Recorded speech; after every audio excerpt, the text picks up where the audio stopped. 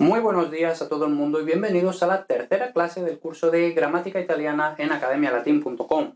En esta tercera clase vamos a estudiar el presente de indicativo. Bueno, vamos a empezar a estudiar el presente de indicativo activo, por supuesto, en italiano. Y bueno, vamos a empezar, lógicamente, a ver el presente. Eso quiere decir que es la primera clase en la que vamos a empezar a ver verbos.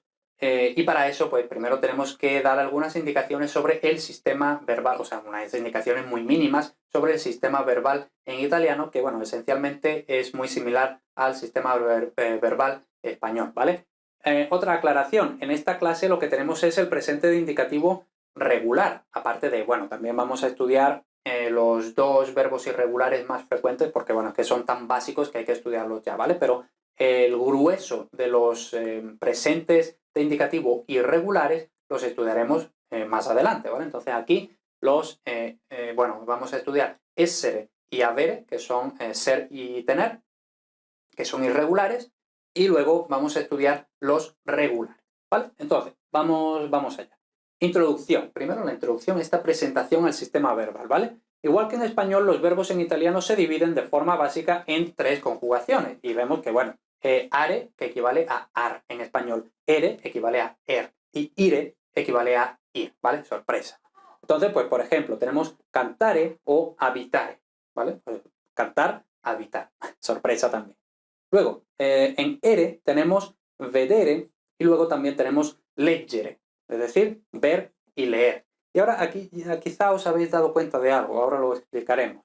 Y luego en ire tenemos, por ejemplo, partire o capire, ¿vale? Entonces, bueno, no sé si lo había dicho, ver, leer, partir de irse, y capire, bueno, pues lo típico que sale en las películas de mafioso, ¿no? De capisci, pues de entender, ¿no? En el capisci literalmente entiendes, ¿no?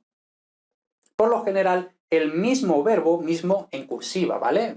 Por ejemplo, pues leggere, podemos entender que es el mismo en cursiva, entre comillas, que leer. Lógicamente no es el mismo, ¿vale? Porque si fuera el mismo estaríamos hablando español o italiano y no estaríamos hablando de dos lenguas diferentes, ¿vale? Pero el mismo, ¿vale? Por lo general, el mismo verbo pertenece a la misma conjugación en italiano y en español, aunque hay algunos que cambian y han de memorizarse conforme van apareciendo, ¿vale? Entonces, por ejemplo, pues finire, ¿vale? Que significa, bueno, literalmente la traducción sería finalizar, pues vemos que finire es tercera en italiano, finalizar es primera en español, ¿no? Tercera, primera.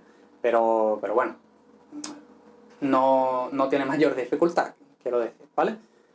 Luego, nos quedamos aquí con are, ere, ire, ¿vale? Ar, er, ir, are, ere, ire. Fácil. Luego, infinitivo, que es lo que nos ha salido, ¿no? Cantare, habitare, vedere, leggere, partire, capire.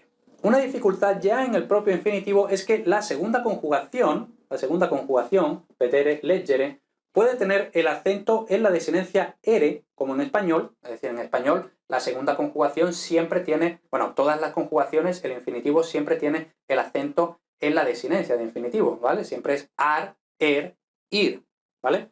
Pero en italiano, en la segunda conjugación puede cambiar, ¿vale? Entonces puede ser vedere, igual que en español, pero también puede estar en la raíz, por ejemplo, leggere, ¿vale? Entonces no es leggere, que es el equivalente de leer, ¿no? Sino que es leggere, con el acento en la raíz.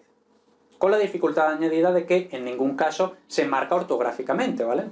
Por cuestiones ortográficas del italiano no se marca ortográficamente, ¿vale? Entonces, eso quiere decir que no podemos saberlo a través de la ortografía, no podemos saber que esto se dice vedere y no vedere, no podemos saber que esto es leggere y no leggere, ¿vale? No podemos saberlo a través de la ortografía. Entonces, ¿cómo lo sabemos? Sabiéndolo, porque lo digo yo, ya está. Igual que en español, los verbos pueden ser pronominales, llámense pronominales, reflexivos, lo que sea, no vamos a entrar ahora en terminología, y en este caso la E final del infinitivo desaparece cuando se le une el pronombre. Entonces, por ejemplo, en chiamarsi, que, bueno, esto es el equivalente de llamarse, ¿vale? Entonces, llamarse, esto viene de chiamare más si, equivalente a se, ¿vale? Entonces, chiamare si no es chiamare si, sino chiamarsi, y vemos que ha desaparecido la E, ¿vale? Entonces, fácil. Por lo general, los usos del infinitivo italiano son los mismos que los del español, entonces no vamos a entrar a explicar ahora los usos del infinitivo porque son prácticamente los mismos, ¿vale? Luego, el presente de indicativo, que es realmente a lo que hemos venido a esta clase, ¿no? La morfología del presente de indicativo en italiano se parece bastante a la del español, pero hay algunas diferencias generales, además de otras diferencias específicas. Los usos del presente de indicativo italiano son los mismos que los del español. Entonces, otra vez, no vamos a entrar a explicar cuándo se usa el presente, porque básicamente igual que en español. Sin embargo, cuando estudiamos el presente de subjuntivo veremos que sí hay más diferencias, ¿no? Entonces, pues ahí, en ese momento sí las explicaremos. Entonces, presente de indicativo de essere y de avere. Estos dos verbos, respectivamente, ser y tener, entonces, essere, ser, avere, tener, ¿vale? Entonces, cuidado, que en italiano también existe el verbo tenere, pero significa mantener, sostener, retener, pero tener de simplemente, pues yo tengo un perro, no sé, en italiano es avere, ¿vale? Entonces, bueno, si sabéis francés, lo relacionaréis con avoir, ¿vale? Entonces, son los dos verbos más frecuentes del italiano, en parte gracias a que son también los dos verbos auxiliares de los tiempos compuestos. Cuando veamos el primer tiempo compuesto, el passato próximo, es decir, el equivalente al pretérito perfecto compuesto, he amado, he cantado, lo que sea, pues ahí veremos que en italiano, en español siempre usamos el verbo haber y siempre es haber. Entonces, he cantado, he amado, he ido, he sido, lo que sea. Pero en italiano vamos a ver que algunos verbos usan avere, otros verbos usan essere. Ya lo estudiaremos cuando lleguemos ahí. Como son irregulares, ¿vale? Essere y avere son irregulares, hay que dedicarles un apartado propio y aprenderlos de memoria, ¿vale? Entonces, otra vez, que luego me pregunta la gente, ¿cuál es el truco para aprenderse los verbos irregulares? Pues el truco para aprenderse los verbos irregulares es aprendértelos, ¿vale? No, es que no hay más, ¿vale? Entonces, los tenemos aquí tenemos essere, aquí tenemos avere. Entonces, sono, sei, siamo, siete, sono. Entonces vemos que, bueno, sono, da la casualidad de que son igual, no hay trauma. Luego sei, y vemos que con acento grave. Luego siamo, siete. Pues ya está, nos lo aprendemos de memoria. Luego, el verbo avere, que tenemos o, hai, a, abbiamo, avete, hanno. Y vemos que aquí hay bastantes irregularidades. Bueno, primero, irregularidades en general. Luego vemos, habíamos dicho en la clase de pronunciación, en italiano en principio no hay H, no se escribe la H. Solo, por supuesto, solo en el dígrafo CH para pronunciar keki, ¿vale? Pero en principio no hay H suelta. Y dijimos, excepto algunas formas del verbo avere. Entonces aquí las tenemos. Esto, efectivamente, se podría escribir o, ai, a sin H. Pero bueno, simplemente la ortografía del italiano dice que se escriben con H, pues ya está, no hay trauma. Y lo mismo con anno. Y ojo, no ano, sino anno, ¿vale? Luego, otra irregularidad. Vemos que aquí es abbiamo con doble B, entonces abbiamo, y aquí sin embargo es avete con V, ¿vale? Entonces, abbiamo, avete, ¿vale? Entonces, pues otra vez nos lo aprendemos de memoria y ya está. Vale, entonces esos son essere y avere. Ahora vamos con el presente de indicativo regular, ¿vale? Lo que nos va a salir más veces, ¿vale? Los verbos con presente regular no tienen grandes complicaciones. Veamos un ejemplo de cada conjugación. Primera, segunda, tercera. Are, ere, ire, ¿vale? Entonces, canto, canti, canta, cantiamo, cantate, cantano. Vedo, vedi, vede, vediamo, vedete, vedono. Luego parto, parti, parte, partiamo, partite, partono, ¿vale? Entonces, pues bueno, vemos que las desinencias son muy parecidas, pero no son exactamente iguales. Entonces, igual, igual, igual, igual, igual, igual. Aquí es a, e. Luego, aquí es iamo, iamo, iamo, por tanto igual. Luego, ate, ete, ite. Y luego, ano, ono, ono. ¿Vale? Entonces, pues bueno, nos tenemos que aprender esas pequeñas diferencias que hay entre las tres conjugaciones cuando las hay, ¿vale? Como vemos, la vocal temática, si queremos llamarla así, con esa terminología, la vocal temática puede ser diferente en cada conjugación o puede ser diferente en una sola de ellas. Y luego, muy importante, porque aquí la tendencia general, por la ortografía y la pronunciación del español, sería decir cantano, vedono, partono, que me cuesta incluso decirlo, ¿no? Cantano, vedono, partono, mal, ¿vale? Entonces es cántano, védono, con V, ¿no? Y luego pártono, ¿vale? Entonces, el acento está siempre en la raíz, nunca en la desinencia, ¿vale? Cuidado con eso.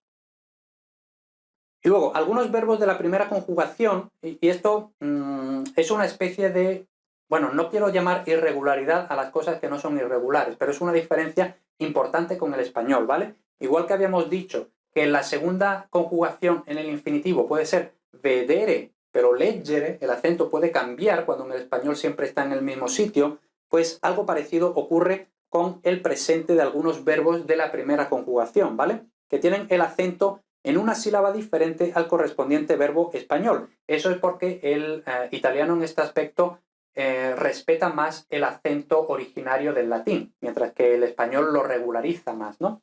Entonces, otra vez, no es posible saber qué verbos actúan así de antemano. Bueno, lo podemos saber si nos sabemos el acento y nos sabemos la cantidad vocálica en latín, ¿vale? Pero si no nos sabemos la cantidad vocálica en latín, pues la única forma de aprenderlo es memorizar, ¿vale?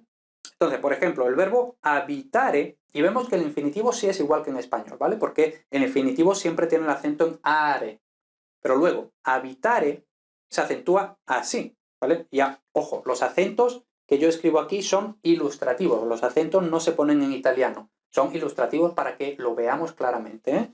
Entonces, esto en español sería habito, habitas, él habita, nosotros habitamos, vosotros habitáis y ellos habitan, ¿vale? Pero en italiano es habito, habitas, habita, habitiamo, habitate y habitano, ¿vale? Y vemos aquí que concretamente, porque aquí ni siquiera es esdrújula, aquí es sobreesdrújula, es decir, el acento está en la cuarta sílaba contando desde el final, ¿vale? Eso en español no ocurre, o prácticamente no ocurre, que haya palabras sobreesdrújula. Pues en italiano puede ocurrir, por ejemplo, aquí, ¿no? Habitano, ¿vale?